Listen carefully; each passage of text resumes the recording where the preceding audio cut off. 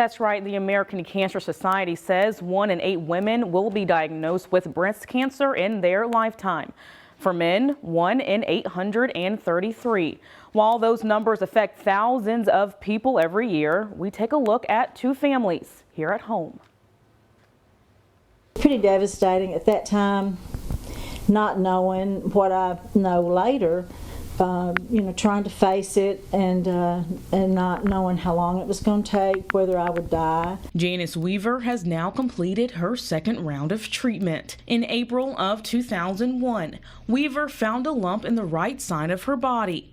Later, doctors delivered a shattering diagnosis no family wants to hear: breast cancer. Just never dreamed that it would be cancer, and it honestly just took a few minutes for me to realize what she said and then to process it, and if you're like, oh, you have breast cancer. Weaver was diagnosed as stage 1, but she didn't let this define her odds. Weaver would undergo a mastectomy on the right side of her body, followed by chemotherapy and medication. As months went on, hair loss, nausea, and a lack of appetite impacted her health. It seemed like everything that we did, I always thought, this could be the last time we do this, or I may not see my grandbabies grow up, or it makes you change your plans and do things a little differently. Finally, Weaver got healthy. She planned a 20-year celebration in September 2020.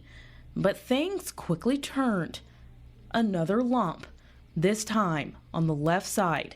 It was biopsied as a second occurrence. It was much more difficult. The chemotherapy was a lot harder on me. Weaver's immunity bottomed out during treatments. We just all scrambled doing any and everything we could possibly try to help her. Another survivor lives a few miles north. Natisha Frazier of Holcomb was diagnosed in August of 2021. I went in June for my annual mammogram, and it showed something suspicious. So they sent me in July for a 3D mammogram, which still was inconclusive. So August the 5th of this year, they did a biopsy.